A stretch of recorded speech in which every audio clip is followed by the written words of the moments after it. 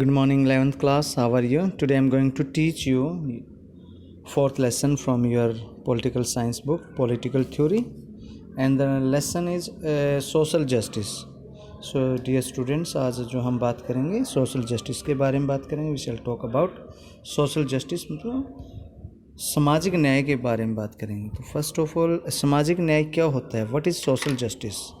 इसके बारे में आप मुझे बताइए कि सामाजिक न्याय से क्या मतलब है, किसको हम सोशल जस्टिस बोलते हैं. तो चलिए शुरू करते हैं बेटा. Just as we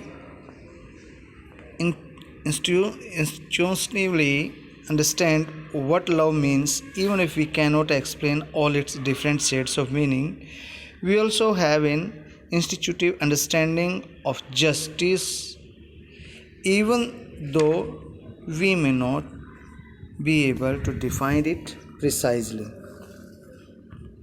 In that sense, justice is a lot of like love.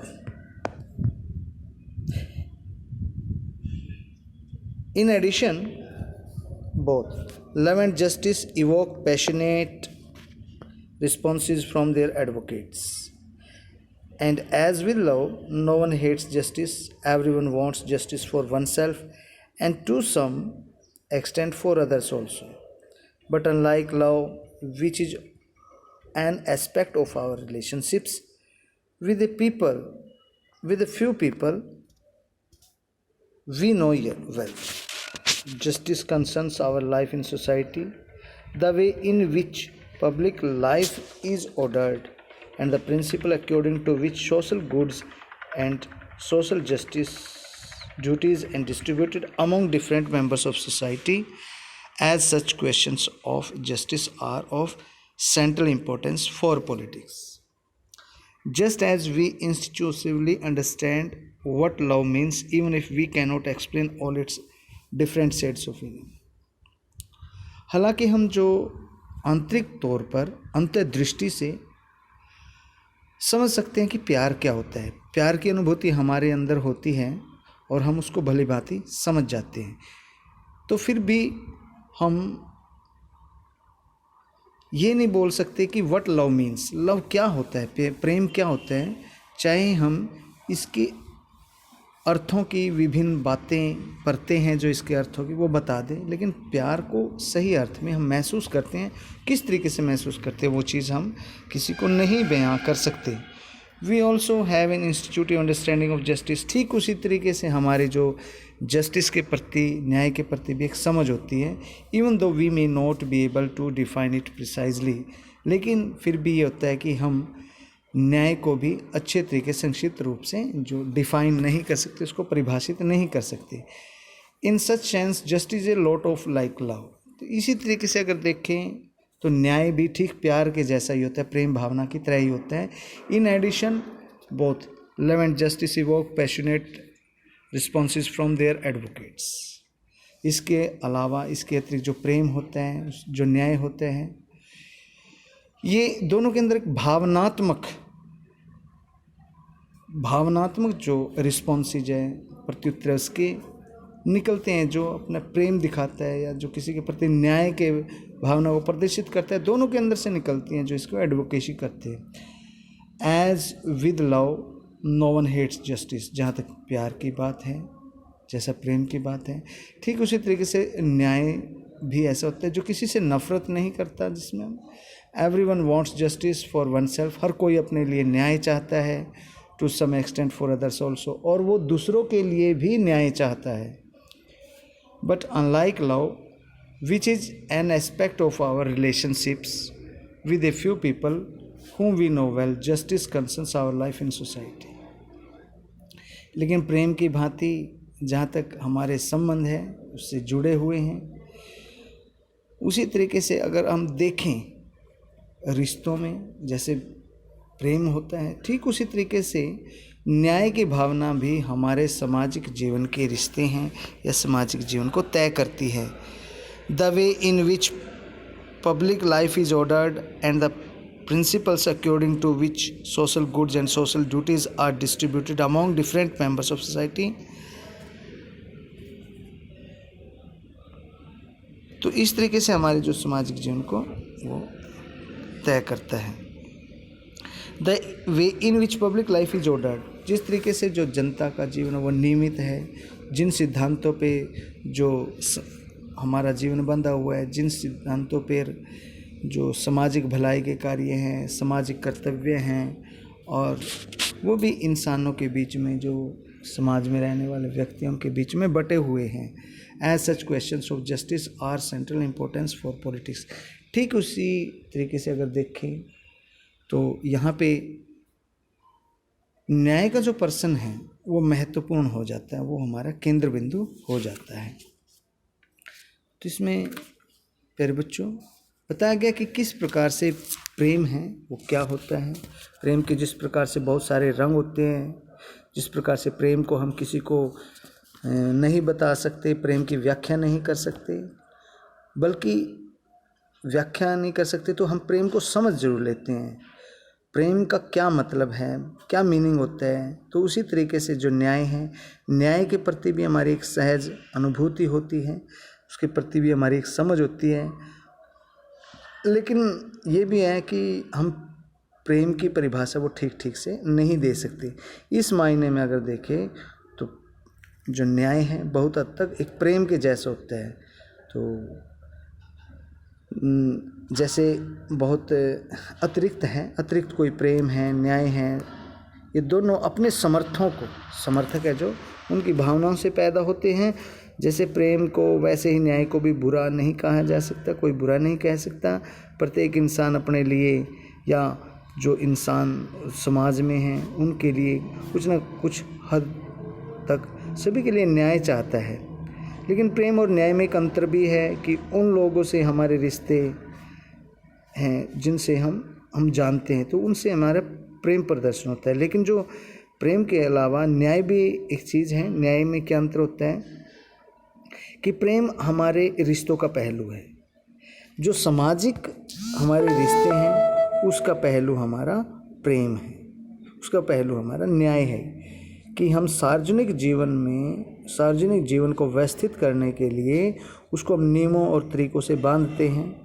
तो ये हमारे समाज के लिए ज़रूरी होते हैं। तो समाज के विभिन्न सदस्यों के बीच में सामाजिक लाभ या सामाजिक कर्तव्य है उनका बंटवारा किया जाता है। इसीलिए जो न्याय के पर्सन है, न्याय की भावना है, ये भी राजनीति का केंद्रीय महत्व की चीज़ मानी जाती है। After doing through this chapter you should be able to, इस चैप्टर को पढ़ने के बाद आप बहुत सारी बातें हैं जो वो समझने के योग्य हो जाएंगे। Identify some of the principle of justice which have been put forward in different societies at different periods of time. आप न्याय के उन सिद्धांतों को पहचानने के काबिल हो जाएंगे जो अलग अलग समाजों और अलग अलग समय में वो हमारे सामने रखे गए हैं। Explain what is meant by distributive justice, आप समझ जाएंगे कि डिस्ट्रीब्यूटिव जस्टिस क्या होता है, यानी जिससे बंटवारे के लिए जो न्याय है वो क्या होता है, यानी वितरण न्याय क्या होता है, वितरणात्मक कह लीजिए। Discuss John Rawls argument that a fair and just society would be in the interest of all members and could be defended on regional grounds. हम रॉल्स का एक विचार है, उसके तहत ये चर्चा करेंगे। निष्पक्ष और न्यायपरक समाज में सभी सदस्यों के लिए जो न्याय होता है वो हितों से जुड़ा होता है और उसके तार्किक आधार पर सिद्ध करने का प्रयास यहाँ पे किया जाएगा।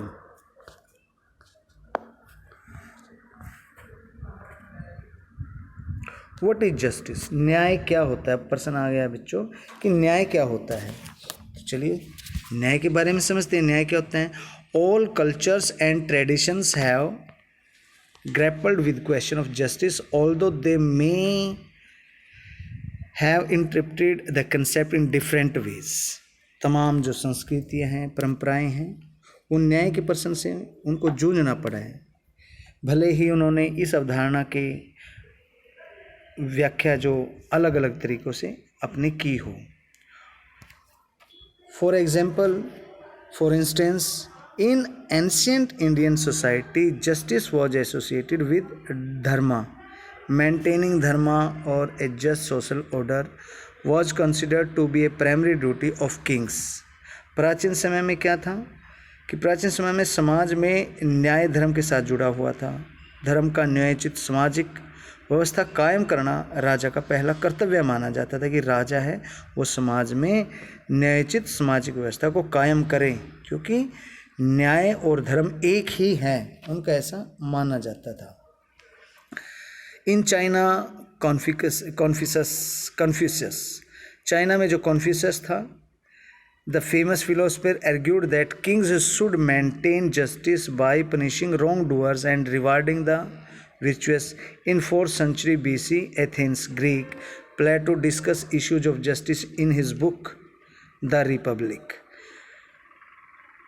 तो जो यूनान में चीन में एक दार्शनिक है जिसका नाम कन्फ्यूशियस था, उनका एक तर्क दिया उन्होंने, सोच विचार के साथ एक बात बोली कि गलत जो काम करते हैं लोग समाज के अंदर उनको दंड देना और भले लोगों को इनाम देना, उनको पुरस्कार देना, यही राजा के न्याय का काम होता है, यही राजा कर्तव्य होता है और इसको हम न्याय बोलते हैं। इन 4th century BC Athens, Greeks, Plato discuss issue of justice in this book. और ईसा से जो पहले 4th सदी यूनान में यानी एथेंस में प्लेटो ने, महान दार्शनिक हुए हैं प्लेटो, उन्होंने एक पुस्तक है द रिपब्लिक, उनमें न्याय के मुद्दों पर चर्चा की है।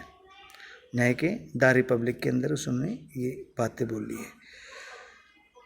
Through a long dialogue between सुकरात and his young friends Glaucon and Epimetheus, Plato examined why we should be concerned about justice. The young people asked Socrates, why should be just? तो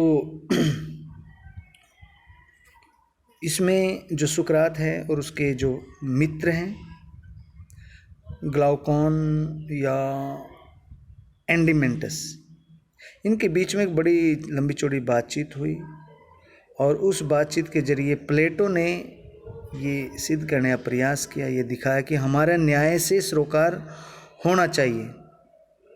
और उस नौजवानों ने सुकरात के साथ इस बात का विश्लेषण किया। They observe that people who were unjust seemed to be much better off than those who were just. Those who were twisted rules to serve their interest, avoided paying taxes, and were willing to lie and be deceitful, were often more successful than those who were truthful and just. If one were smart enough to avoid being caught, then it would seem that being unjust is better than being just. You may have heard people expressing similar sentiments even today.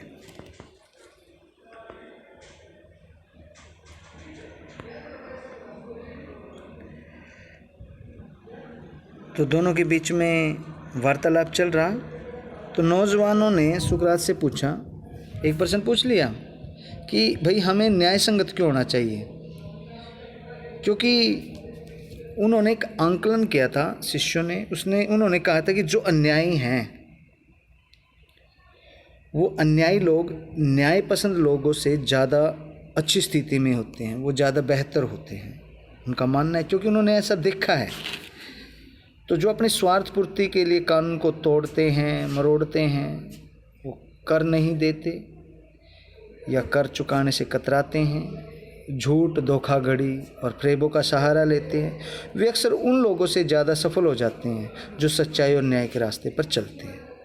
आपने आज भी लोगों को इन भावनाओं के साथ बातें करते हुए अपने परिवार में भी सुना होगा बच्चों, तो ये चीज़ें आम हैं। तो सुकरात ने फिर यहाँ पे बच्चों को संबोधित किया। सुकरात reminds these young people that if everyone was to be unjust, if everyone manipulated rules to suit their own interest, no one could be sure of benefiting from injustice. Nobody would be secure, and this was likely to harm all of them. Hence, it is in our own long-term interest to obey the laws and be just. Socrates clarified that we need to understand clearly what justice means in order to figure out why it is important to be just. He explained that justice does not only mean doing good to our friends and harm to our enemies or pursuing our own interests. Justice involves the well-being of all people. Just as a doctor is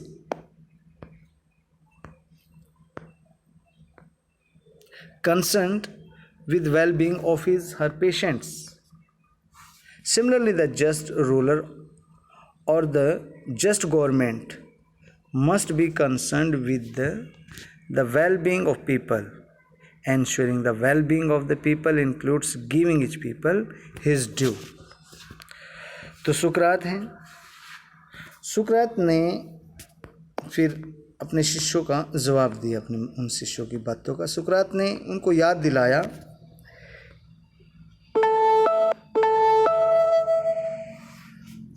दिलाया कि यदि हर कोई व्यक्ति इस समाज में अन्यायी हो जाए, न्याय न करे और केवल अपने स्वार्थ पूर्ति के लिए कानूनों के साथ खिलवाड़ करता चला जाए, तो किसी के लिए भी अन्याय से लाभ पाने की गारंटी नहीं हो सकती।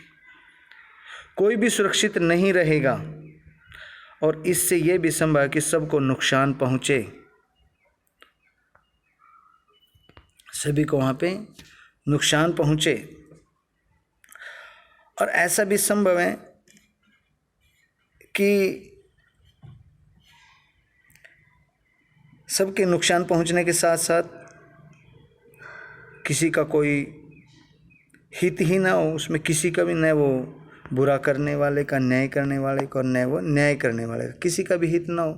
ऐसा भी तो वहाँ पे हो सकता है।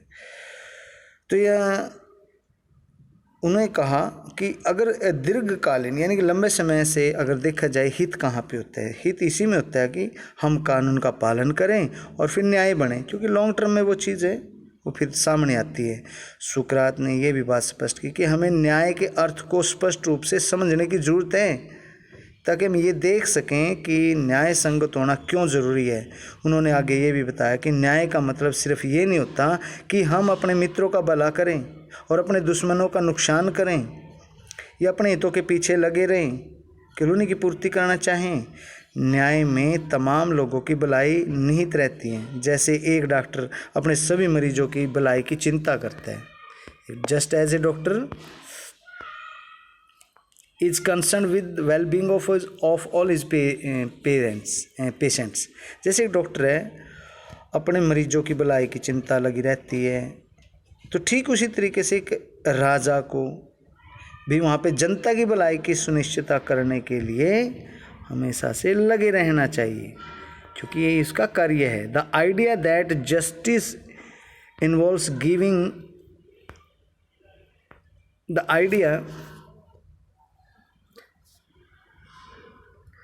idea that justice involves giving each person his due continues to be an important part of our present-day understanding of justice. However, our understanding of what is due to a person has changed from the time of Plato. Today, our understanding of what is just closely linked to our understanding of what is due to each person as a human being. According to the German philosopher Immanuel Kant, human being possesses dignity. If all persons are granted dignity, then what is due to each of them is that they have the opportunity to develop their talents and pursue their chosen goals. Justice requires that we give due and equal consideration to all individuals. तो यहाँ पे एक विचार ये कि न्याय में हर व्यक्ति को उसका वाजिब हिस्सा देना जरूरी होता है। The idea that justice involves giving each person his due continues to be an important part of our present day understanding of justice. आज भी न्याय की हमारी समझ है, इसका ये बात महत्वपूर्ण अंग है। हालांकि प्लेटो के ज़माने में देखा जाए और आज की तुलना में ये बात ज़रूर समझ बदल देती है कि किसी व्यक्ति का प्राप्य क्या है, यानी वह क्या पाने का अधिकारी है। आज न्याय की हमारी समझ इस समय से गहरे में जुड़ गई है कि मनुष्य होने के नाते हर व्यक्ति का मतलब क्या है, उसका प्राप्य क्या है, क्या वो चाहते हैं।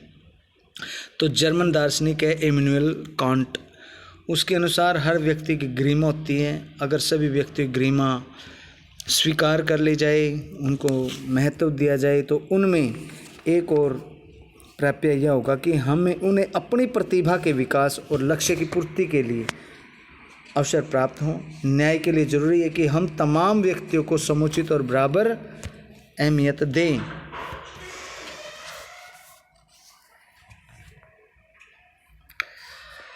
And this is enough for today, my dear students. Tomorrow, equal treatment for equals, यहाँ से हम पढ़ेंगे. I hope you have understood.